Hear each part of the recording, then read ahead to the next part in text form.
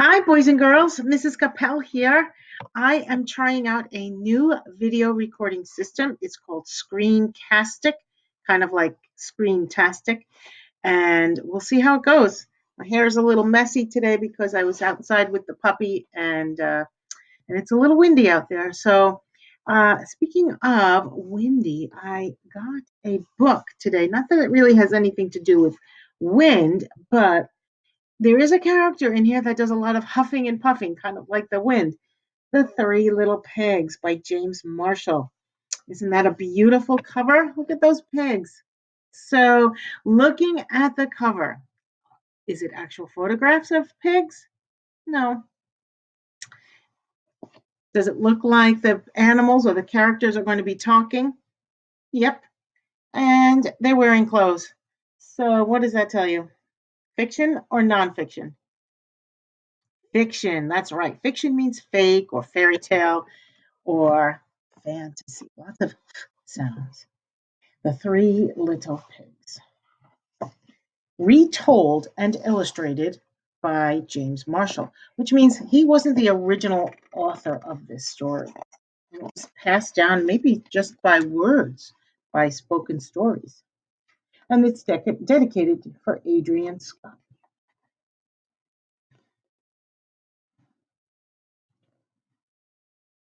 Once upon a time, an old sow sent her three little pigs out into the world to seek their fortune. Now be sure to write, she said, and remember that I love you.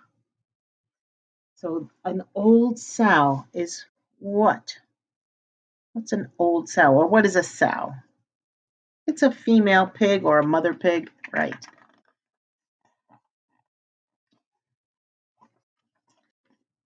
The first little pig met a man with a load of straw. I know, said the little pig. I'll buy your straw and build a house. "Mm, that's not a good idea, said the man. Mind your own business, thank you, said the little pig, and he bought the straw and set about building a house. It took him no time at all.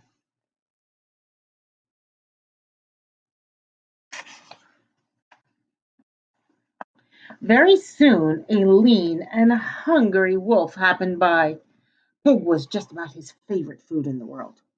So he knocked on the door and said, little pig, let me in. To which the little pig replied, no, no, no, not by the hair of my chinny chin chin. Well, I think you know what's going to happen next, right? Okay. This annoyed the wolf to no end, and he said, then I'll huff and I'll puff and I'll blow your house in. Go right ahead, said the little pig. So the wolf huffed and he puffed and he blew the house in, and he gobbled up the little pig.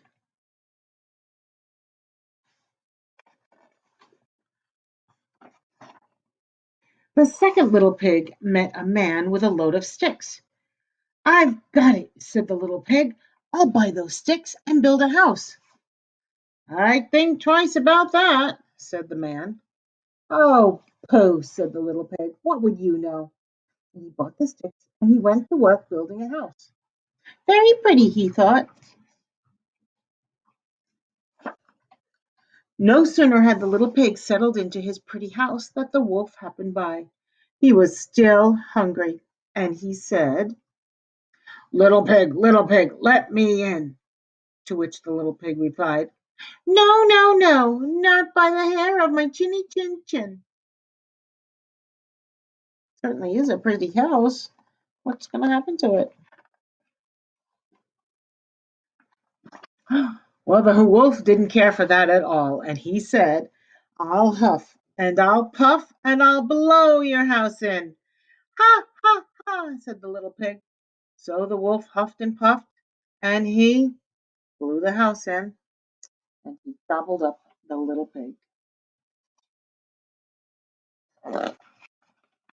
Now the third little pig met a man with a load of bricks.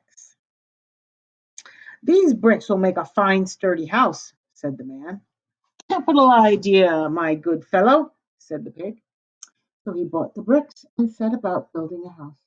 It took him quite a bit of time, but it was well worth it. Nice and solid, said the little pig. Nice and solid. But no sooner had the pig moved in that he noticed a wolf was loitering about. What do you think loitering about means? He's loitering. He's just kind of looking around, waiting. Well, it was the wolf, and he was still hungry. And he said, little pig, let me come in. To which the little pig replied, no, no, no, not by the hair of my chinny chin chin. It's quite an elaborate house. What does elaborate mean? Fancy. Good. Well, the wolf had heard that before, and he said, then I'll huff and I'll puff and I'll blow the house in. Oh, don't do that, said the little pig. But the wolf huffed and he puffed, and he huffed and he puffed, until he was quite blue in the face. The house stood firm. "Hmm, I'll try another approach," muttered the wolf. And he put on his most dazzling smile. Little pig, I was only teasing, he said. By the way, I hear that Farmer Jones has the most scrumptious turnips. Shall we go pick a few? Oh, I'm much too busy right now, said the little pig. What about tomorrow morning? Excellent, said the wolf. I'll come for you at 6. The next morning, the little pig got up at 5, hurried off to Farmer Jones' turnip field, and picked a basket full of scrumptious turnips and dashed back home. When the wolf arrived at 6, the turnips were already boiling in the pot. Sorry, I couldn't wait, said the little pig. The wolf tried not to show his displeasure. His displeasure. Displeasure means he was not happy. There's a sign there. Can you read that sign? All you can pick for 10 cents. That's a good buy. No harm done, he said. By the way, there's a lovely apple tree down in Merry Meadow. Shall we go help ourselves to a few apples? I must cook my turnip, said the little pig. Let's meet there tomorrow morning. Splendid, said the wolf. Shall we say 5? The next morning, the little pig was up at 4 and went off for the apples.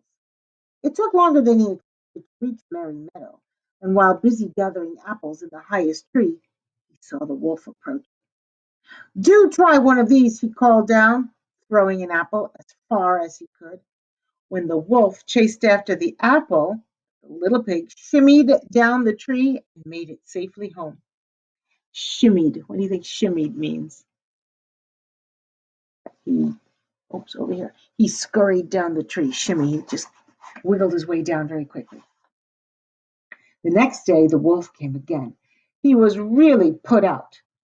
There's a fair today on Hog Hill, he said. Would you care to go? Why don't we meet there, said the little pig. Would 3 o'clock suit you? Colossal, said the wolf.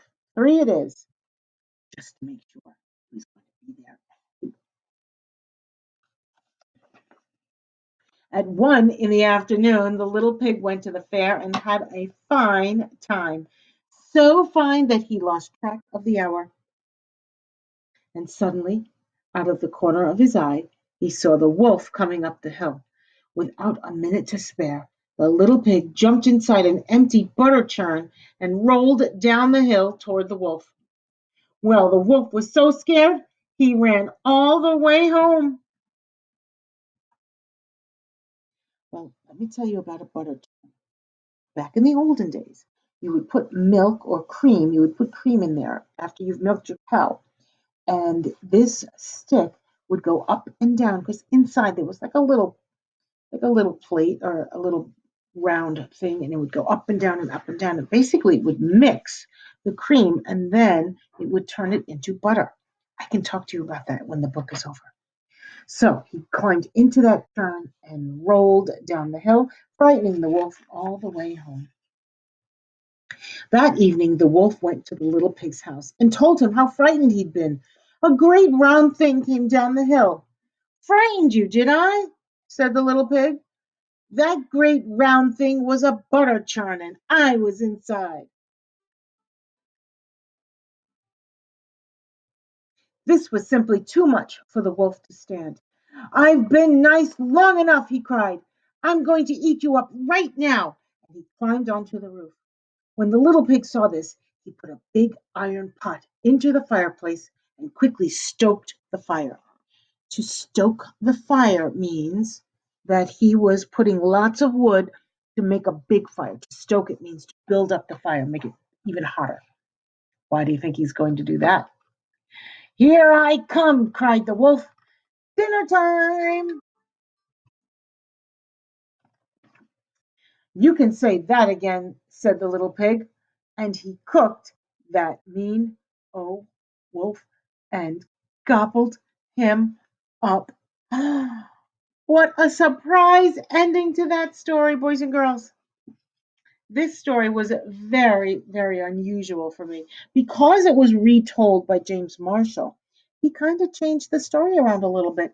Let me tell you, my first time I was surprised when he gobbled up the pig with the straw house. In other versions of this story, that little pig runs down the street to his big brother's house, and then the two pigs are in the house of sticks. And when the wolf comes and he blows that house down, in the other versions, they run to the house of their older brother, the eldest, and live happily ever after. So lots of different versions. And you can do that, boys and girls. You can change the endings to a story, especially stories that you write. So let me go back to this page here with the butter churn because you can make your own butter. If we were in school, we would have made butter because it's very easy to make. You just need two ingredients. You need a jar with a lid, and you need heavy cream or whipping cream. And you can put a little bit of salt in if you want, but you don't have to. And you just put the cream into that jar and you tighten the lid and you shake it, shake it, shake it for a very long time.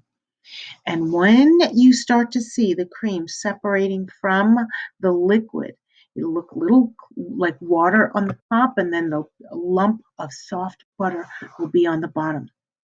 All right, boys and girls, that's how you would make butter. That's all you need. And if you do that, I would love to see a picture of it. I will send you a link with some directions on how to make butter with your family. That's all for now, boys and girls.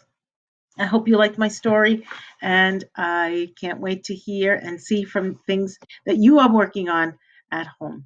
Take care for now. Bye bye.